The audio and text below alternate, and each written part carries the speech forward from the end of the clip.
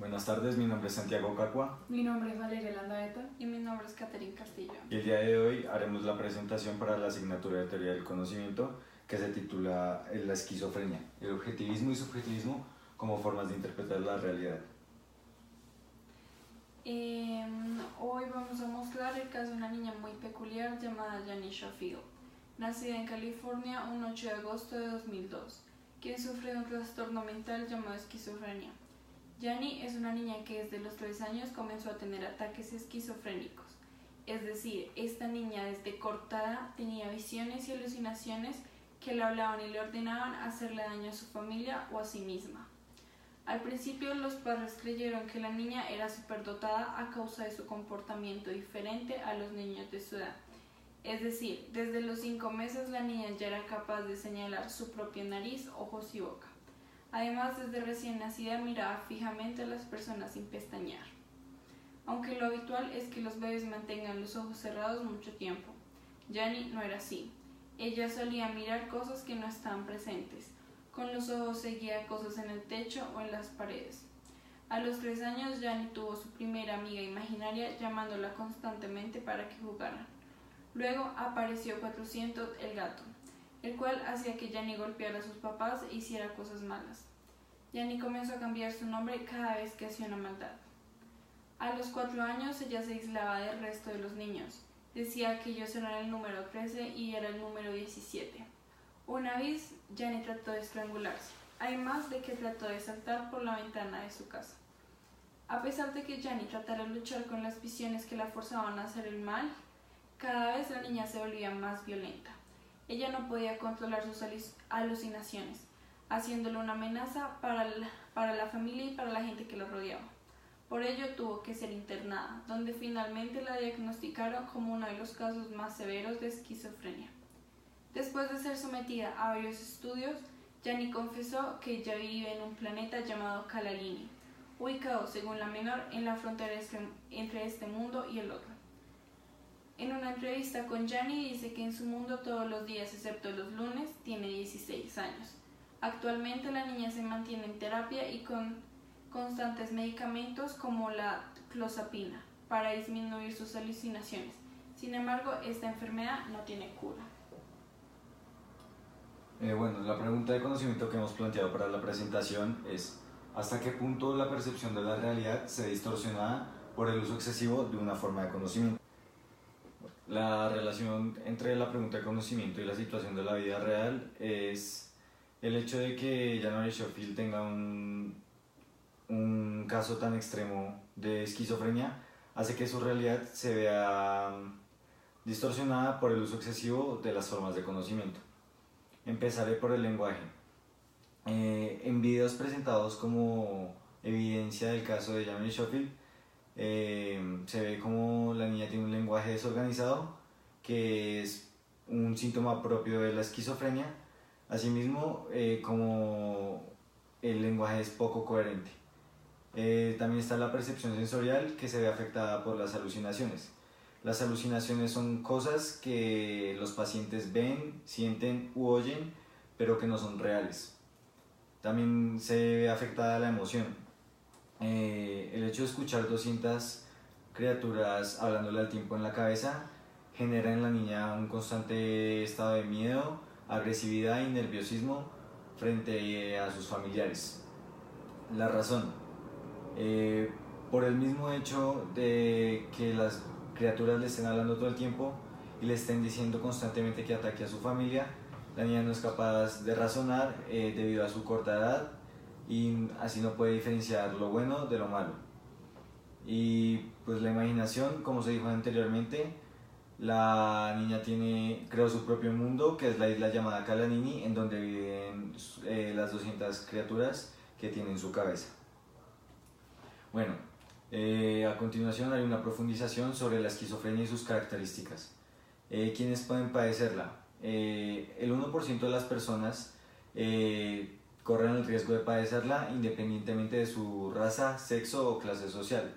Tanto hombres como mujeres están en riesgo de padecerla, con la única diferencia de que en los hombres los síntomas se presentan a una edad más temprana, siendo entre los 15 y 30 años y en las mujeres entre los 25 y 35 años. El maltrato infantil, el consumo de sustancias tóxicas e infecciones en la infancia son factores ambientales que corroboran a la aparición de esta enfermedad.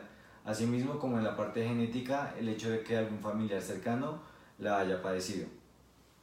¿Cómo empieza la esquizofrenia? La esquizofrenia puede tener un inicio lento y progresivo, asimismo como un inicio brusco y agudo, que se ven acompañados de episodios psicóticos. ¿Qué es un trastorno psicótico? Un trastorno psicótico o psicosis es un estado mental que se caracteriza por la alteración de la percepción de la realidad, generando en las personas que la padecen nerviosismo y angustia, incluso llevado a casos extremos donde se presenta aislamiento social y emocional. La base de su tratamiento son los fármacos antipsicóticos y la terapia integradora. No todas las psicosis son esquizofrenias. Existe la psicosis tóxica, que se presenta principalmente por el consumo de sustancias tóxicas, y la base de su tratamiento es la abstención y abandono total del consumo de estas. Está el trastorno esquizoafectivo, que son episodios de mucha tristeza o extrema euforia, acompañados de delirios y alucinaciones. Para entender más a fondo la esquizofrenia hay que hacer una diferencia entre qué es un delirio y qué es una alucinación. Como se dijo anteriormente, una alucinación son cosas que la persona ve, siente u oye, aunque no sean reales, y un delirio o idea delirante son ideas falsas sostenidas por el paciente, aunque sean irreductibles a la lógica. En los trastornos psicóticos no se incluye el autismo, el trastorno de personalidad doble o personalidades múltiples. Para que un trastorno psicótico sea considerado esquizofrenia, los síntomas deben tener una duración mayor o igual a 6 meses, acompañados de episodios psicóticos con características específicas. Para dar un diagnóstico preciso sobre la esquizofrenia se tienen 4 puntos principales. El primero son las entrevistas con el paciente y con sus familiares, en las que se reconstruirá el caso para indagar sobre el origen y la evolución de los síntomas durante el tiempo. En segunda instancia está la historia clínica detallada, que debe ser hecha por el médico o psiquiatra tratante. En tercer lugar están las pruebas adicionales, que pueden ser tanto como escáneres cerebrales o muestras de sangre, que no solo sirven para diagnosticar la esquizofrenia, sino para descartar cualquier otro tipo de enfermedad. Y por último está la evaluación psicosocial, que como su nombre lo dice, es la evaluación de la persona en un ámbito de trabajo o estudio para saber cómo se desarrolla frente a sus compañeros. Bueno, en los síntomas de la esquizofrenia se presentan 3 tipos principales de síntomas. Están los síntomas positivos, que no son síntomas que afecten positivamente a los pacientes, sino que son rasgos añadidos en estos, como lo es el lenguaje desorganizado. Síntomas negativos son síntomas que van más hacia la parte del empobrecimiento emocional de la persona, como lo es el aplanamiento afectivo o episodios de mucha tristeza. Y por último están los síntomas cognitivos, que conforman una merma en la atención y la concentración del paciente. Las personas con esquizofrenia suelen sufrir trastornos crónicos y graves que se caracterizan por alteraciones en la percepción de la realidad. Como se dijo anteriormente, se puede ver que Gianni sufría de alucinaciones constantes, las cuales tenían forma de animal y de juguetes, y generalmente eran objetos que para el mundo de un niño sería creíble. Esto dificulta que la niña diferenciara entre lo que es real y lo que es imaginario.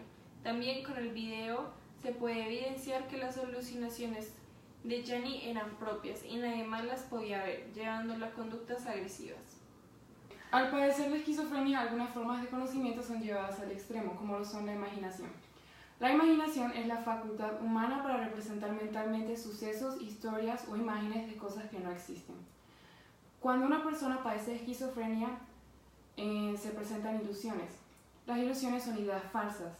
La persona puede creer que es alguien famosa o que alguien lo sigue. También se presentan las alusiones, que son cuando la persona ve, siente, saborea, escucha o huele algo que no existe, así alterando la percepción sensorial. La persona puede ser que escuche voces imaginarias. También está la memoria. La memoria es la imagen o conjuntos de imágenes de hechos o situaciones pasados que quedan en la mente. La memoria es llevada al extremo, ya que muchas de las ilusiones que se presentan en las personas que padecen de la esquizofrenia son trastornos que pasaron en su infancia o a lo largo de su vida.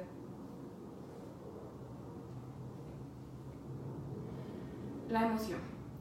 La esquizofrenia bloquea la acción de tener emociones normales. El paciente puede tener dificultad para expresar lo que siente. Pueden desaparecer los sentimientos de calor y afecto hacia los demás y pueden tener dificultad para demostrarlos. La emoción.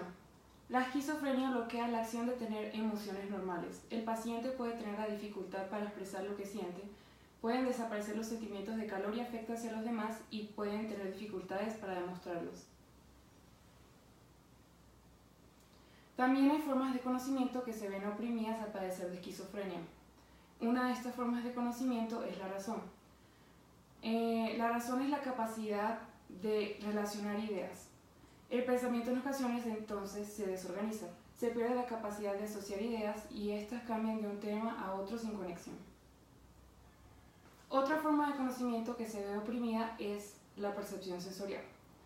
Debido a que la percepción sensorial es el uso de los 5 sentidos y ya que en la esquizofrenia existen alucinaciones e ilusiones, la percepción sensorial pierde eficacia y no es confiable. Luego está la intuición. La intuición es la habilidad para conocer, comprender o percibir algo de manera clara e inmediata sin la intervención de la razón. Para tener intuición se necesita la percepción sensorial de alguna experiencia antes hecha. Sin la percepción sensorial, la intuición estaría oprimida también. Por último está el lenguaje. El lenguaje puede concebirse como un sistema de símbolos que se ocupa de representar el mundo, de capturar y comunicar el pensamiento y la experiencia.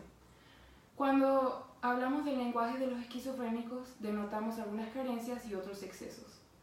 Por ejemplo, el discurso se deteriora. Hay una dificultad de comunicarse de manera coherente. El lenguaje se ve disgregado, hay alteraciones semánticas y una síntesis pobre. El volumen de voz es mínima y no hay fluidez. También se dan muchas pausas, no hay un acompañamiento de frase, contestan con monosílabos, hablan despacio o con logorrea, que sería hablar muy rápido. También hay un contenido poco interesante y las preguntas son cortas o concretas, o simplemente me preguntas. Ahora les vamos a mostrar una SBR subsidiaria, la cual es un ejemplo de una enfermedad causada por la opresión de formas de conocimiento, la cual es el autismo. Esta se puede considerar una enfermedad totalmente opuesta a la esquizofrenia, aunque haya síntomas que se puedan relacionar. Como se puede demostrar en un caso de un niño llamado Perry de 8 años, quien desde su nacimiento presentaba características de intranquilidad y molestia. Luego se presentaron retrasos en el habla y la audición. A los 15 meses, Perry fue diagnosticado con autismo. Actualmente el niño debe permanecer en terapia constante. La pregunta de conocimiento subsidiaria utilizada para esta SBR subsidiaria fue: ¿hasta qué punto la percepción de la realidad se ve distorsionada por el uso oprimido de una forma de conocimiento? Las diferencias entre las actitudes esquizofrénicas y autistas. A grandes rasgos, las personas con autismo presentan discapacidad en el entendimiento de las claves sociales, lo que se refleja en un comportamiento social extraño y atípico, junto con la alteración en la comunicación verbal y no verbal, y con intereses peculiares restringidos. La esquizofrenia de inicio en la infancia presenta también alteración en el comportamiento, en la socialización y en el desarrollo del lenguaje, junto con dificultad para distinguir el mundo onírico del real y